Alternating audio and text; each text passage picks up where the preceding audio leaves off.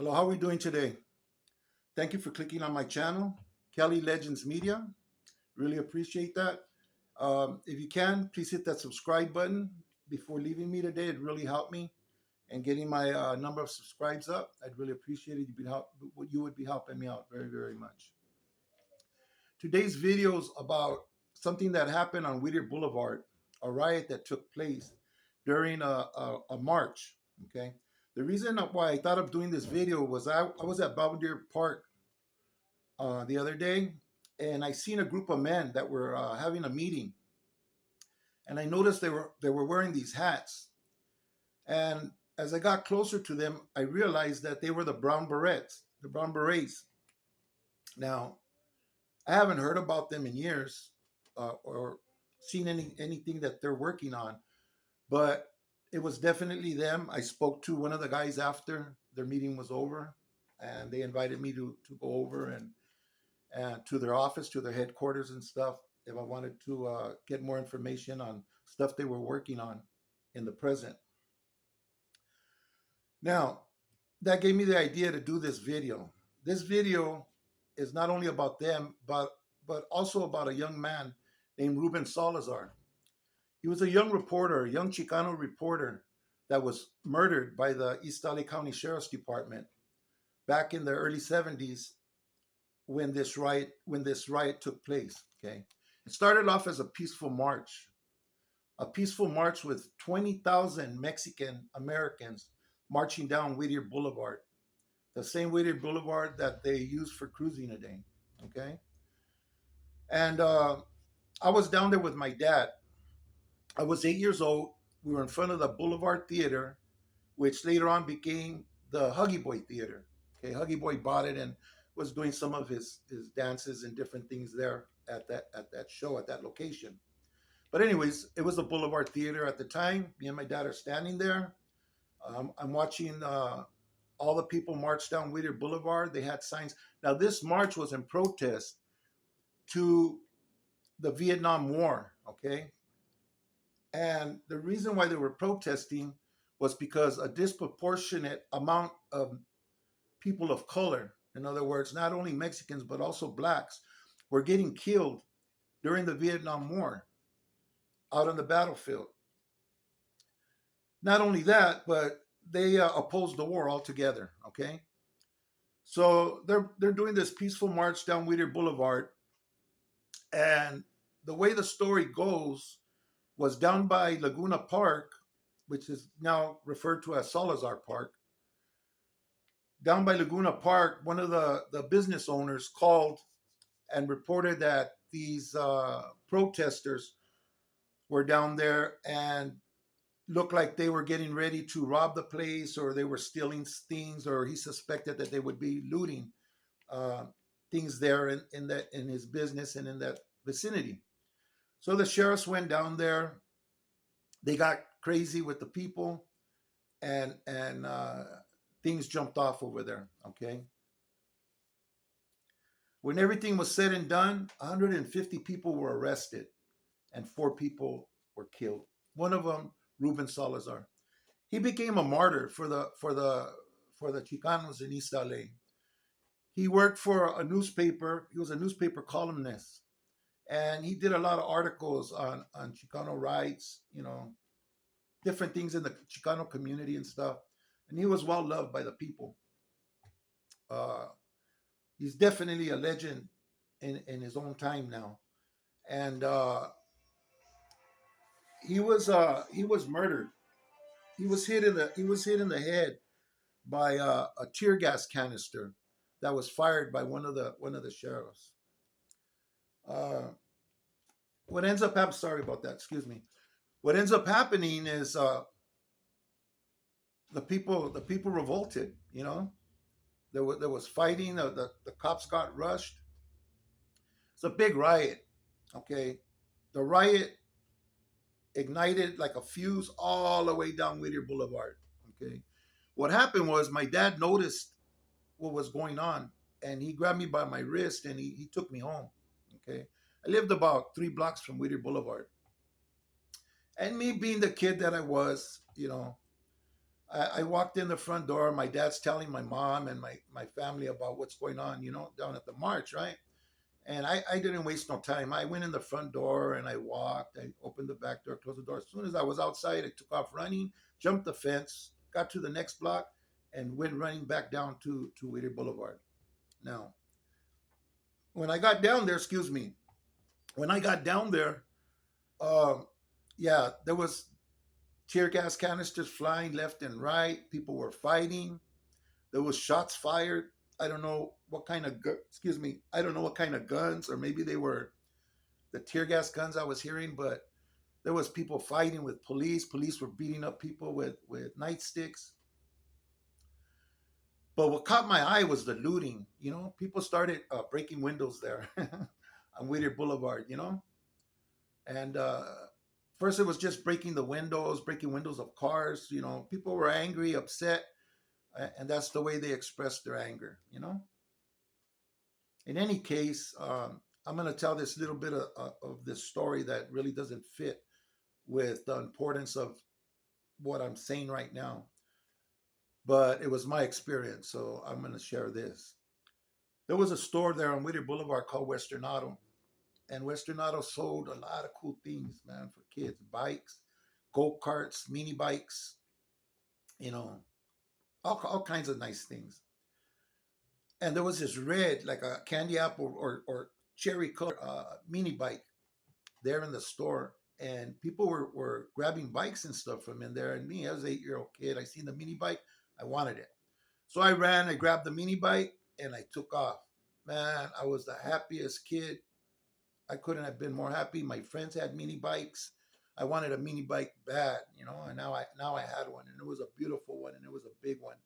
I remember the motor had a 5.0 on it, so it was going to be a nice little bike, to ride around in. And I'm taking off with my mini bike, all happy. And I got off Whittier Boulevard, and I'm going up McDonald, and here comes this guy, and he's carrying these two wigs, women's wigs, right? And he sets the wigs down, and I'm about to pass him, and he grabs the handlebars of my mini bike, right? And he says, "Hey, where'd you get this mini bike?" I go, "It's mine. I rode it down here. I'm going home. Get out of my way." He goes, "Nah." It still had the Western Auto tags hanging off it and everything.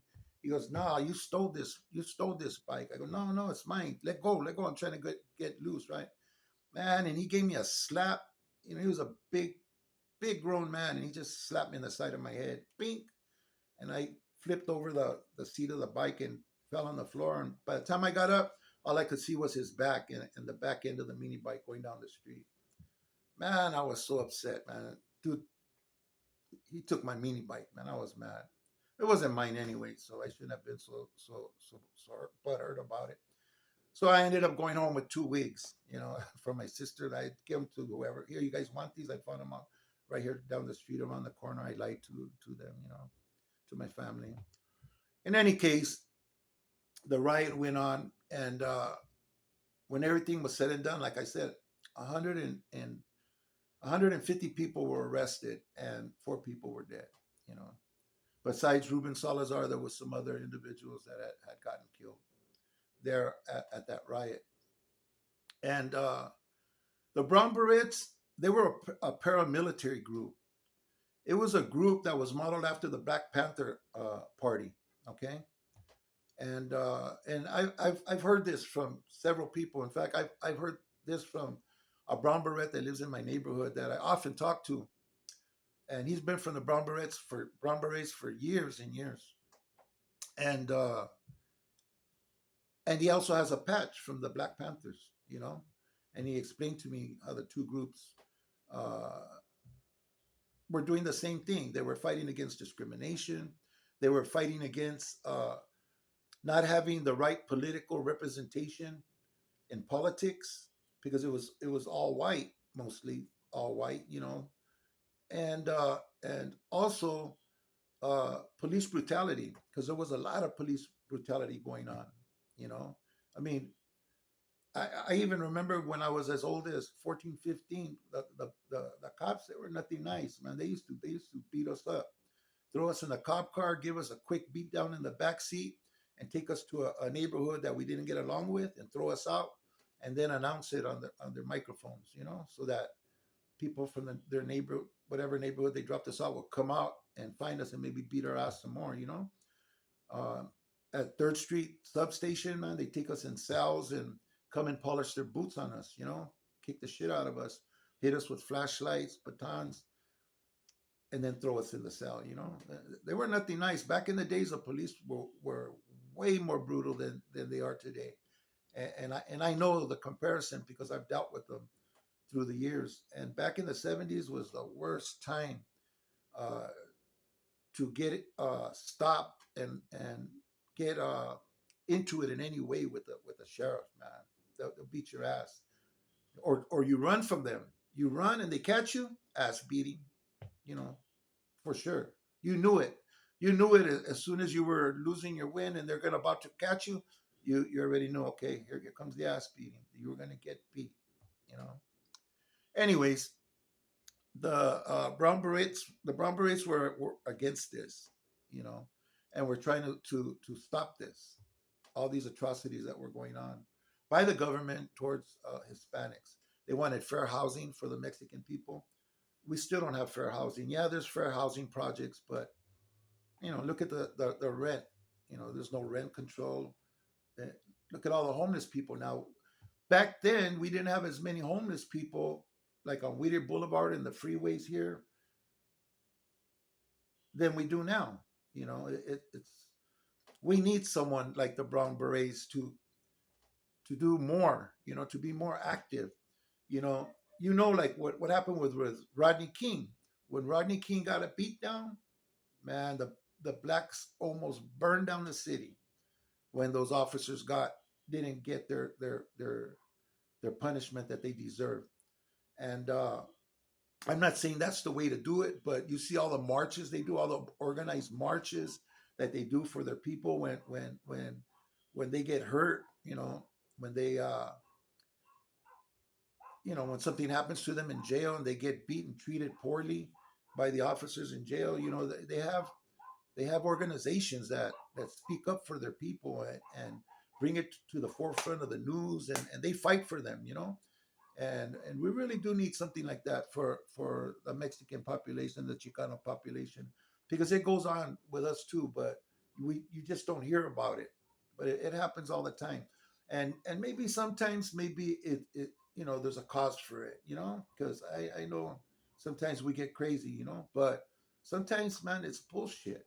There's been innocent people, not gang related, that have been shot and killed, and beaten and mistreated, and all that's all bad. And that's what the Brown Berets were fighting against, all of that back in the 70s, and more and more. But they were a paramilitary group for the Chicano people and people of color in general.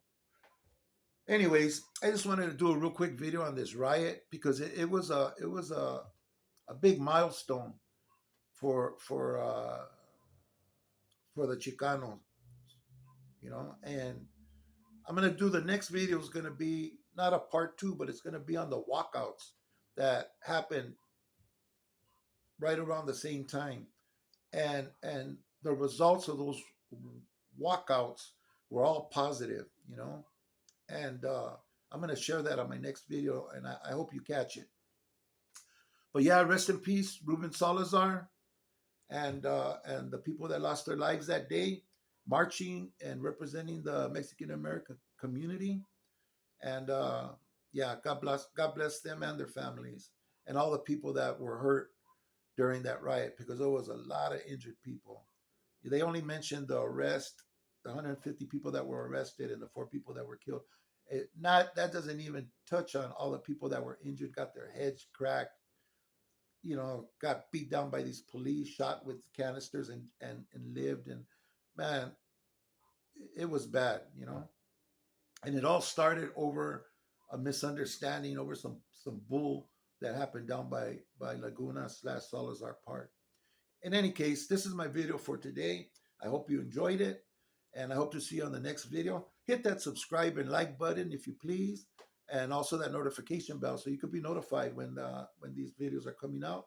That next video is gonna be a good one on the walkouts, on the high school walkouts, and I'm sure you'll enjoy that one. And it'll be coming soon. Hope to see you on that next video. God bless you. Take care. Take care of your freedom. Don't forget the kids. Always remember the kids. Put them in the forefront of your mind.